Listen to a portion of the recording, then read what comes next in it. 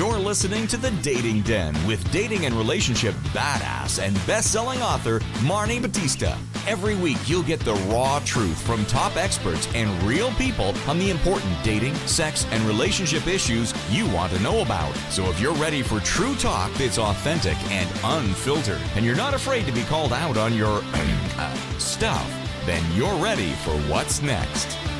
The Dating Den, episode 32 with Samantha Burns. First Date 101. What to do so you don't F it up. And just a reminder, if you love this episode and if you love the Dating Den podcast, please remember to leave us a 5-star review now on iTunes. It is so helpful to us and it will help us spread the love. Also, if you haven't yet read my book, How to Find a Quality Guy Without Going on 200 Dates, you can now download it for free at datingwithdignity.com. Okay, enjoy this episode with Samantha. Hey ladies, welcome into the Dating Den with me this afternoon, this evening, this morning, whenever it is that you're listening. I am so excited to talk about breakups. I know that sounds weird. Why would you be excited to talk about breakups? Because breakups will fuck with you, man. And you need to have somebody help you get through it. So for that reason, I have invited Samantha Burns to be our guest in the Dating Den. She is the millennial love expert. She's a licensed psychotherapist and dating coach. She works with individuals and couples around the country to help them create love lives that thrive, which is amazing. She's the founder of lovesuccessfully.com, and she's the author of upcoming book, Breaking Up and Bouncing Back. And she's been on the Today Show, Inside Edition, Yahoo, HuffPo, Women's Health, all those other places you go when you're a famous dating expert. So welcome into the den. Thanks so much, Marni. I'm so excited to be here. I love this topic of breakups for a couple of reasons. One is, I really feel like breakups sort of define how you do love. Like if you had really bad breakups as a kid, if you got cheated on as a teenager, how you go through breakups, divorce, even if it's somebody you dated for like 3 or 4 times and suddenly they vanish, it feels like a breakup. So, I think that this is something that if you don't figure out how to handle, you'll end up like in the fetal position in the corner eating chocolate like your whole life. Absolutely. And I think, like you said, it's a skill that we're not necessarily taught how to deal with. We're not taught, in school, like how to manage a breakup, or when your heart feels like it's ripped out of your chest, what to do, what skills to rely on. We learn some things, we see our friends go through it, or maybe if your parents were divorced, but it's not something you really learn how. So that's something I like to educate my clients on, is like how to successfully bounce back from a breakup. Oh my gosh. Okay. We have a lot to talk about. So, the first thing is, what happened that you became an expert in breakups, and did you get your ass kicked and end up in the corner with the chocolate, or did you come into it a different way? It's funny you say that. So just when you mentioned being a teenager, I laughed because I had this asshole high school boyfriend who I call Peter the Cheater. My family calls him that still. And he, your adolescence is a really, really important time for forming how you believe about love and what you invest in the future and how you think about yourself. And it's funny because I actually did my master's thesis on gender differences and infidelity and counseling couples through an affair, because I've always been like, why did that hurt so much? And why do people do this? So I did look into it more, but actually the inspiration behind my book was a more recent breakup that I had gone through with a live-in 4.5-year boyfriend after college, in my 20s. And I thought that he was the one, and we were talking about marriage and engagement and things. And he actually was applying to PhD programs that would require him to move across the country. And I said, okay, well, at this point, we've been dating 4.5 years and we're really serious and we've lived together. I'm not moving without a commitment. So it was decision day of when he had to tell schools where he was accepting. And we were sitting, I can still remember, at my dining room table, and we were having a conversation. I was like, well, what does this mean for us? And he's like, well, you're not the one, and I'm moving to California. So I was literally in what I call zombie mode for days, which is kind of that you're in total shock and you're barely eating, barely sleeping, in this kind of daze. I was crying constantly. I, called out of work the first couple of days. And then as life goes on, I was very distracted at work. And, you really go through this whole grief process. And that's a lot about what I talk about in my book. And what I had realized was that if I'm a licensed therapist and I know the coping skills and I have a support network and I'm pretty self-aware and resilient person, if I'm feeling this miserable and this alone, then what else? How are women feeling? I mean, I can't be the only one going through this, and I probably have it better than a lot of people just with my skill set and background. So that was really the motivation behind my book, because after doing a lot of healing on my own, and I'm actually married now, we went through the breakup. I'll gloss over it. It was terrible. It was awful. We had to live together for a few months until we could figure that out. And but then I really jumped into an amazing, fulfilling, exciting dating life. I loved dating. I had so much fun. I reflected on what I call my love lessons learned. And I was like, you know what? That relationship wasn't a failure. I actually now know and I'm extremely clear on what I want out of my next relationship and what I want in a partner that I'm going to marry. And it was kind of like I dodged a bullet. And having that mental shift was so important in the healing process. And so in the book, I talk a lot about what that shift is like and how to do it. But I actually met my husband. We went on our first date 3 months after my big breakup. And it took me a while because I was still like, healing and gaining closure. But we actually got engaged on the 1-year anniversary of our first date and married less than a year later. Now we've been married for over 2 years, and he is like my dream man. So it's pretty amazing. And I feel fortunate. But I don't feel lucky because I feel like I created that, I don't like when I say, oh, I'm so lucky, because I'm grateful, but I don't feel lucky because I worked my butt off to, bring that person into my life and realize that he was such an awesome guy for me and that we were a strong power couple, Yeah, I think there's so much that in what you just said. I think first of all, when you talking about the dining room table, my jaw, when you said zombie mode, my jaw was like dropped for like probably 60 seconds. It's like, right? Can you what? imagine? I can imagine. And it's funny because when I was dating the man who's my husband for like 5 years, and I was on a trip in Arizona, and he was getting ready to come meet me, and it was like Easter weekend, and he was working back in LA, and he just called me, and out of nowhere he was like, so I've been thinking that actually I don't think I can ever get married. And I was like, what the fuck, dude?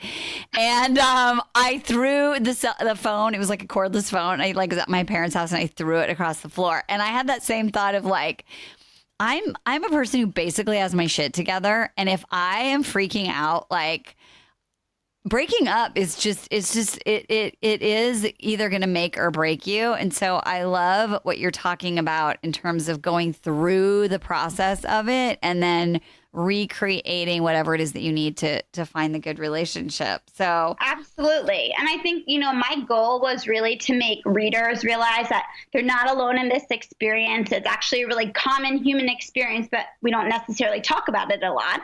And no matter the reason for the breakup, we tend to go through a really similar emotional process and hopefully healing process. And the book kind of walks through the emotions they're experiencing, what happens in your brain neuropsychologically, the healthy dating mindset that you need to have to really get back to healthy functioning. And then also from there, going out to find your perfect match. And it's fun because I included not only I have some of my own breakup story in there and some breakup stories from my clients, but I also include stories I had put out a big survey, and I had, random women from across the United States fill it out. And there are these really beautiful, vulnerable stories that I hope when people read them, they're like these little vignettes throughout the book. And what I want people to do when they read them is not say, oh, she had it worse than me or she had it better than me, but more so to be like, oh, I can see the same pattern in what I went through. Wow, that's amazing. So I love that you did that. That's so cool. So I'm curious about, I feel like there's two different kinds of breakups. There's the like, holy shit breakup, like you experienced and I experienced. And then there's the kind of like, there's nothing like wrong, but this isn't the right time. like the more low key breakup where it's like Right. you just know that it's not a right time to be together. And I think in some ways those are harder to get over. Did you notice any patterns? Are there other kinds of breakups? I mean, what do you notice about going through those kinds of things differently? Sure. Well, I think it kind of there's this term I talk about in my book. It's like my favorite term. It's called, I made it up. It's called the Status Quo-ple. Okay. So the Status Quo-ple is the status quo couple. It's the couple that's been together, and they've been together so long because they've invested time and energy and love and commitment and finances. And on some level, it might not be totally conscious, but they know they're not necessarily the best match. Like they might not have gotten married yet, or they're in this kind of like loveless marriage almost, and they are together just because honestly they're afraid of dealing with change. They're afraid of going through the pain of a breakup or saying, life might be better off apart. And I think that especially a lot of people, and I think I was a status quo-ple, especially like after college, when you're like in your 20s and you're still figuring your life out and you don't know who you are and you're not quite sure where everything is going, it's really easy to get attached to someone and you love this person. It's not like you don't love this person, but I don't think that just because you love someone, it means it should be a person that you spend your life with. And I think people really struggle with that, is like identifying just because I love this person doesn't mean that we're meant to be or that we're going to have the most successful relationship. So what do you do if you're listening to that and you're like, oh gosh, that's my relationship? What do you do? You come to me for help. Yeah. So that's kind of like what I do with my clients is we walk through some exercises and questions and really explore those things. So one of the things that kind of ties into, and I'll share with the listeners, is what I call my perfect match theory. And so this theory goes in hand with the status quo-ple. So what this is for me is I believe that every partner, let's say they fall on a scale of 1 to 100. And 100 is your perfect match. You're two peas in a pod. Your lifestyles align, your life goals align, your core values. And, every couple in reality has like arguments and things, but the big things you align on in life. And so moving down the scale from 100, there's more and more things that you wish you could change about your partner or that you don't like. And so let's say that you have an 80% match. You say, my partner today is an 80% match. What I ask is that my clients identify, well, of those 20% of things that you wish were different, are they something that you can label as a deal breaker, which would be maybe your core values don't align? And core values, I use that term and it's really abstract to a lot of people. So what that means is, do you want children? How do you want to raise those kids? Does your childhood and your upbringing impact how you want to raise kids? What's your religion? Are you spiritual? Is that important to you? What's your work-life balance? Do you want to live in the city or the country? How much energy do you have during the day? Like 1 to 10, are you a couch potato or the Energizer bunny? So all these big kind of things that impact our life and what's most important to you. And so identifying those, and let's say you really want kids and your partner doesn't. Well, if that's really a core value to you and you know that you really want kids, that has to get labeled as a deal breaker. And those won't change. So when you're looking at those 20% of things, the other option is there are things that annoy you. For example, like my husband is kind of messy and it drives me a little nuts that he often leaves the dishes out. But when I step back and I'm like, wow, that is literally the only thing I can probably complain about my husband because he's probably like a 99% match, I feel really fortunate. And that is something that I can overlook and say, hey, that's not a deal breaker. And I actually can come back to that example later because it ties into some interesting brain research. But so I'm asking clients, to step back and say, is this a deal breaker or is this something I can live with? Will it drive me nuts, in 20 years? And so when they're able to look at that and kind of put it on the perfect match scale, they can better identify, is this the person I should be with? I think that's really great. So it's like a blend of sort of like an intellectual understanding of it, but it's based on sort of like your heart and what you believe and what's important to you. Right. And I think kind of what I was saying when I have people identify, you love someone that you walk away, it's that oftentimes in those things that you want to change about your partner, people have a hard time labeling something as a deal breaker because they love their partner. And so they're kind of trying to convince themselves that it's not as big of a deal. Or the bad part is they try to say, my partner will change. I can change them. I'm moving forward in this relationship with the expectation that they are going to improve, which I say, we can't change people. No one has that power. So you have to say, can I accept my partner today as is? Right. And that's a really big piece of it. So let's talk about breakup boundaries. So, Absolutely. Yeah. So it's funny because my daughter is 21 and her boyfriend have been together like 3 years, long distance. They're juniors in college. They decided this year they need to break up. It's like the right thing to do. She's going to Australia, that kind of a thing. So they have these breakup boundaries, and it's really hard for both of them to keep the breakup boundaries. What are their boundaries? Well, it's no contact. It was supposed to be no contact. Yeah. First, they tried we can just check in and be friends. But my daughter was like, if I'm even thinking about him texting me or, looking forward to it or FaceTime or whatever, it just throws me off. So they decided no contact. And it's really hard for her. And what's funny is she'll get really kind of upset about it. It's not funny. It's sad. But she wants me to tell her, oh, maybe you can get rid of maybe just one time. It's Thanksgiving. Maybe just message him. And I'm like, no, you want it. A few months ago, you said this is my boundary. And so I'm really trying to help her stick to it. So I don't know if that's the right thing or not. I think, what's really hard is that college age, man, when you don't have the life perspective of what else is coming next or other serious relationships, and you've been dating someone for that long, that I feel for her. That is hard.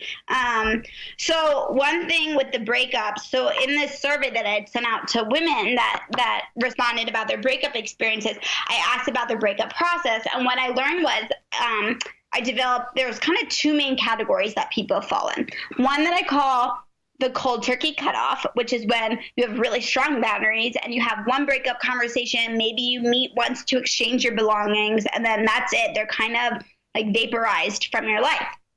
The other category that I think more people fall into is the hanging on hookup. So as it sounds, that's when people are, maybe they're still sleeping together, maybe they're still talking on the phone, or maybe they think that they can go from lovers to friends overnight. So what happens in that case is that you can't go from lovers to friends overnight. So I found that the people who really kind of cut cold turkey start moving on a little faster. Yeah. And so that's going to be really important because every time you break up with someone, you have contact with someone, that it kind of triggers you emotionally.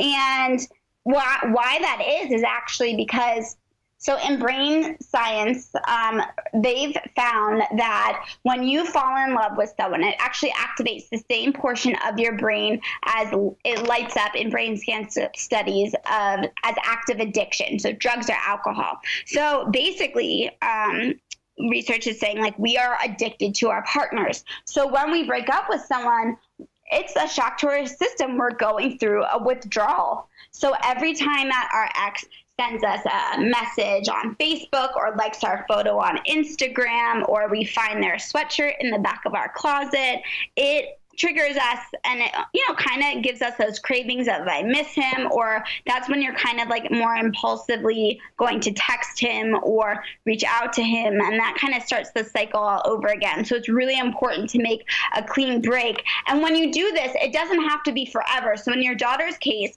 it doesn't have to be forever, but it needs to be for right now. So maybe giving herself 60 days with absolutely no contact, and after that time asking yourself, how am I feeling? If I heard from him, would my whole world, go upside down right now? Am I even thinking about this person anymore? And then you can always kind of adjust and give yourself more time. There's research that came out that found that 40 it's either 41 or 42% of women want to remain friends with their ex. And I actually was surprised that it was that high, because I don't think people can successfully do it. But I do think if you do want to remain friends with your ex, that it's important to really take that space beforehand. So that literally means removing them from, social media, creating an ex-free environment where you're taking their photos down.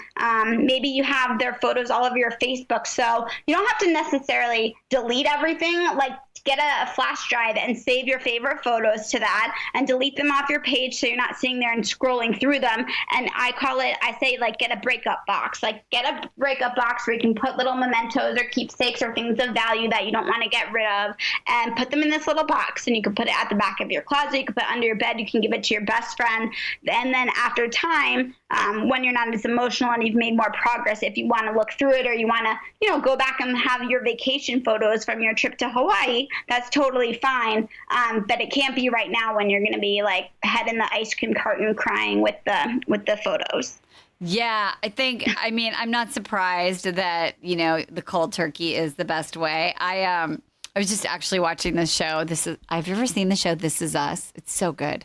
But anyway, I digress. Anyway, and this girl breaks up with her guy, and it's like a Thanksgiving episode, and her family's driving her crazy, and she calls her ex, and she's like, oh my God, you're just not going to believe what my sister did and my brother did. And he's like, well, yeah, I'm really sorry you're having a day. And he goes, hey, by the way, are we still broken up? And she's like, well, yeah, of course. And he's like, I can't be the one you call during these times. Sorry. And I was like, that's so good, because you're all like, this is the right thing to do. We're breaking up. And it's not even necessarily for sex. Sometimes it's just you miss having that one person, right? Who can tell you about your day.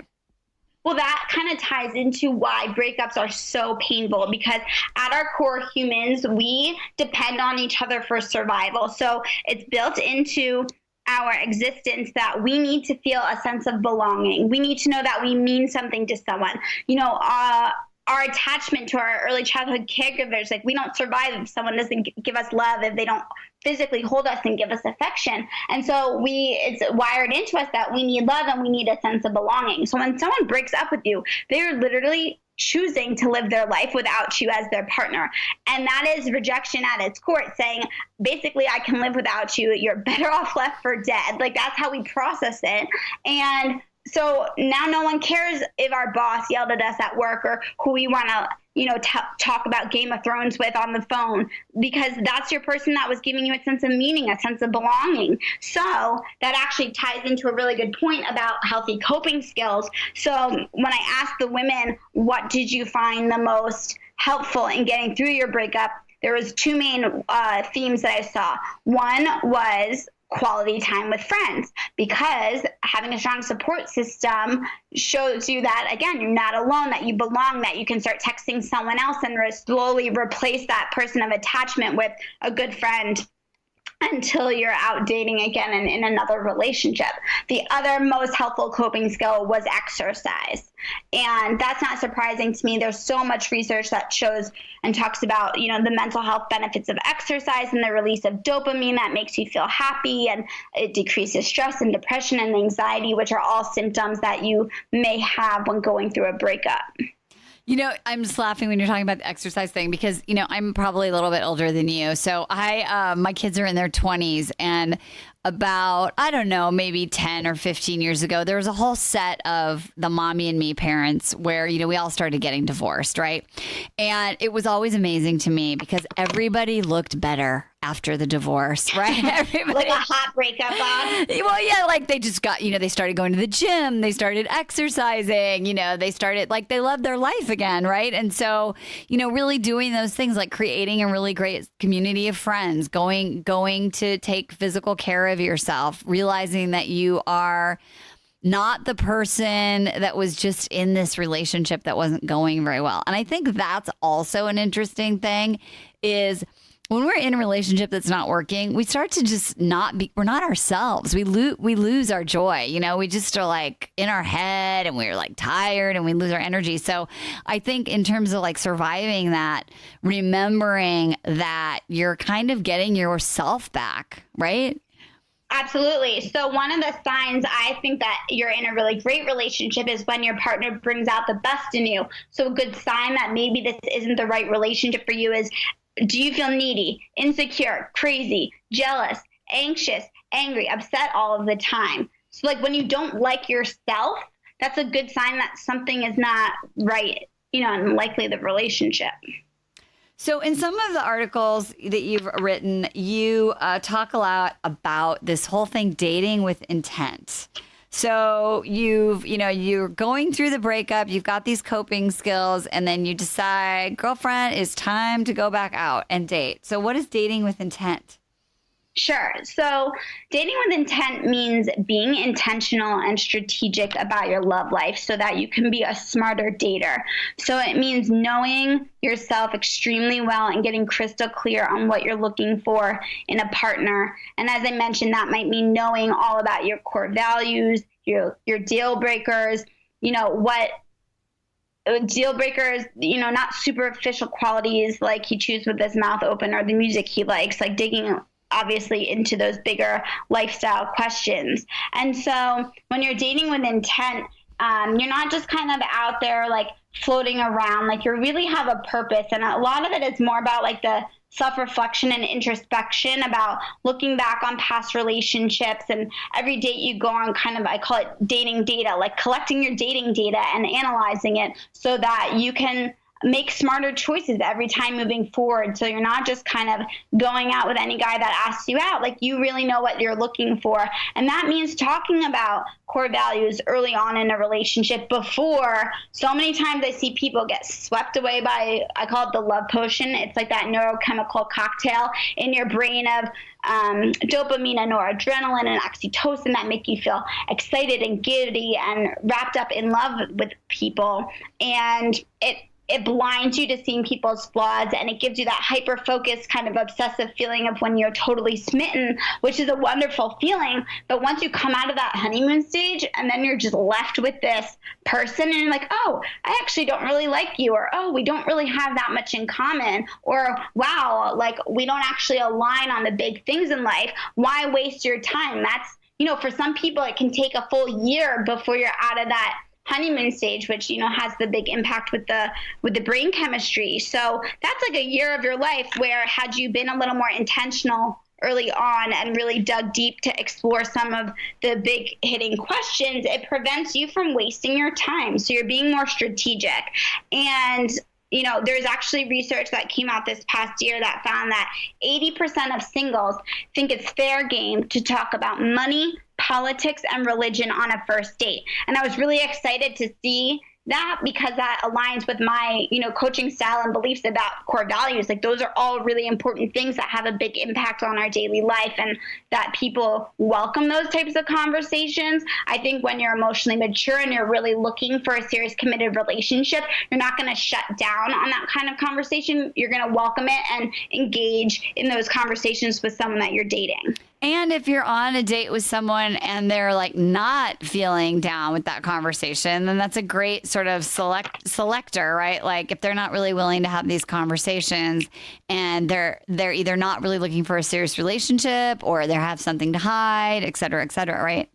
Absolutely. A client came to me this week and she goes, Samantha, I tried to have a core values question with this guy it was like our second date, and he totally shut down and it just all went badly from there.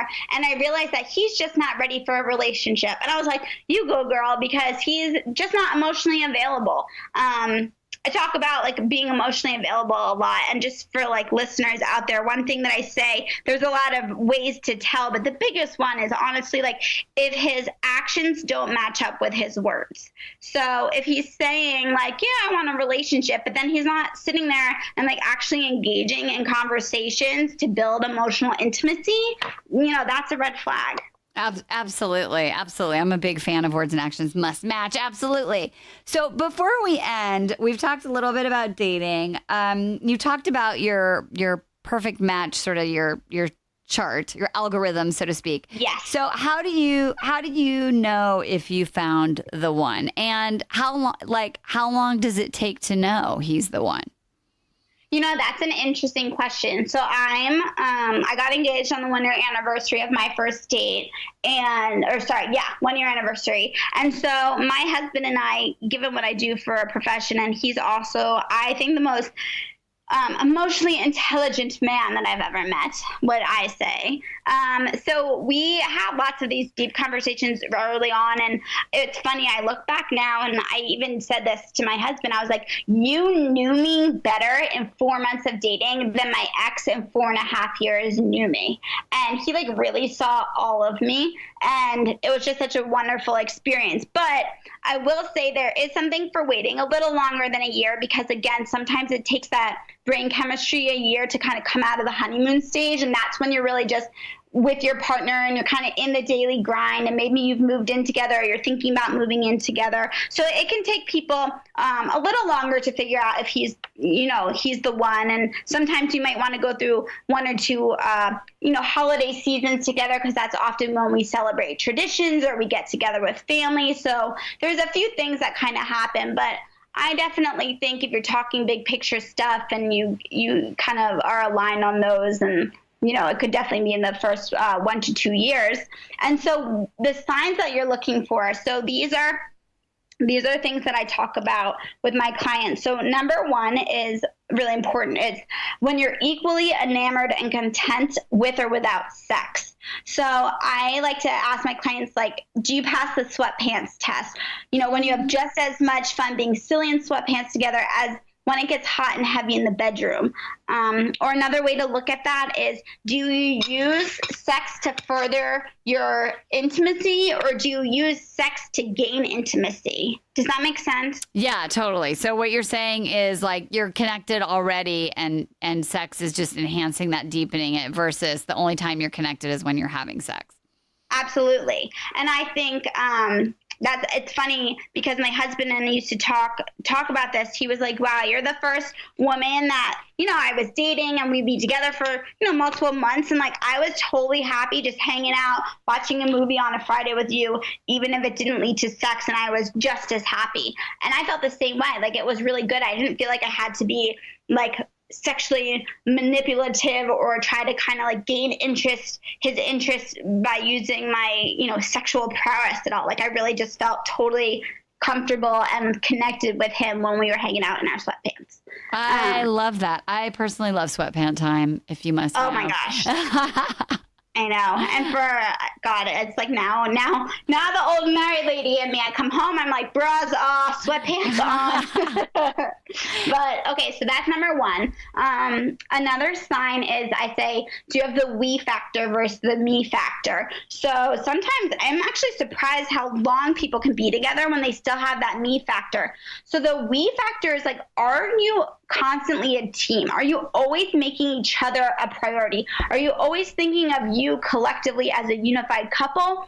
Or is it more about your individual needs, what I want to do this weekend, or me? So, both of you guys need to have the we factor in the relationship.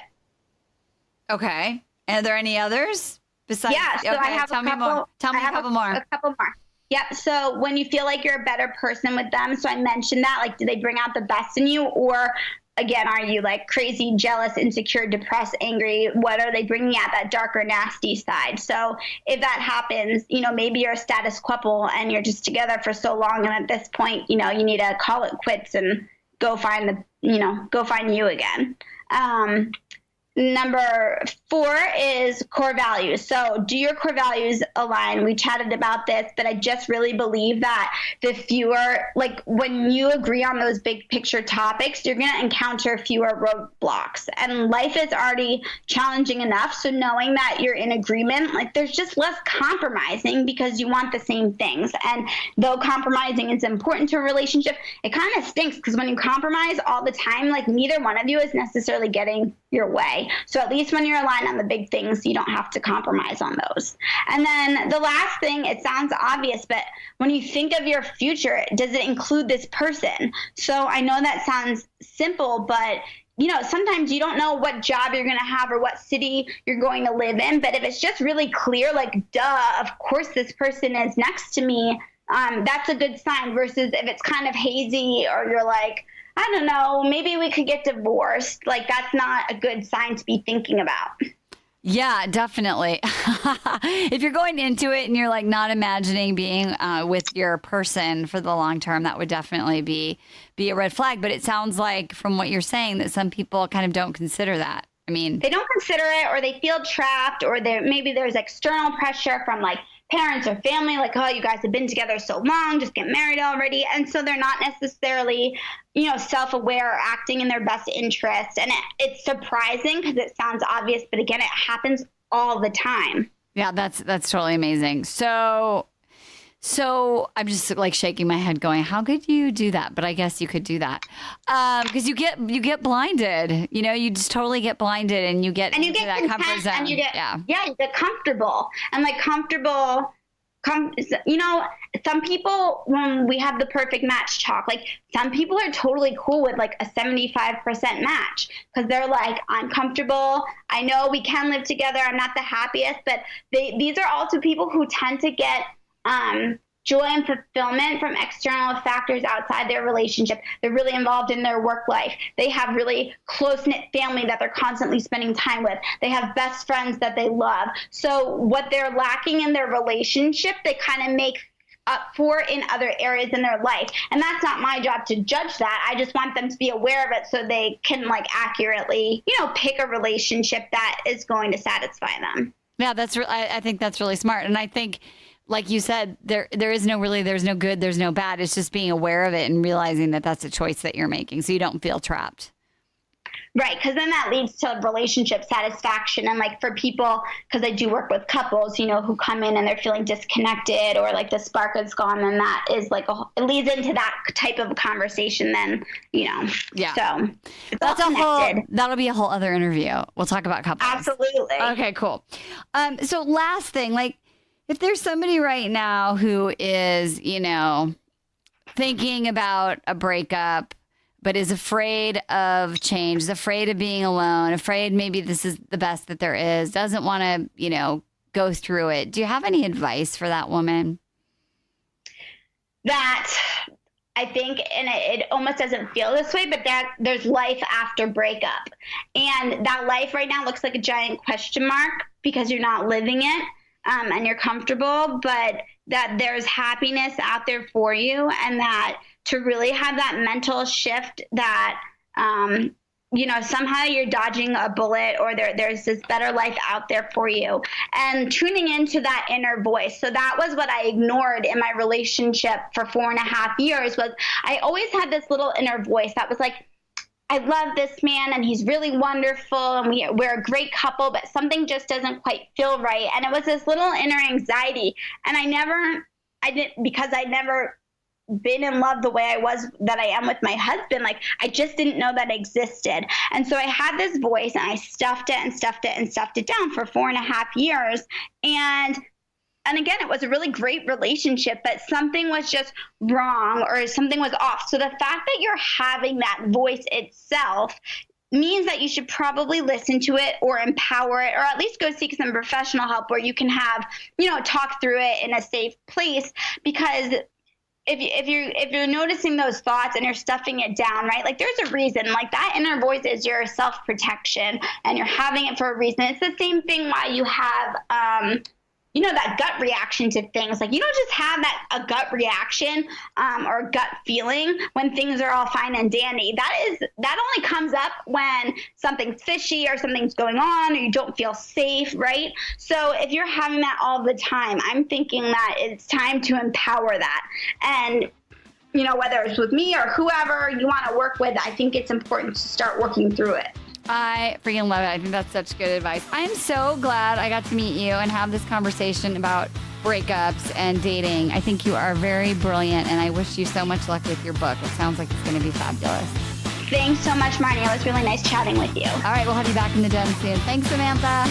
Thanks.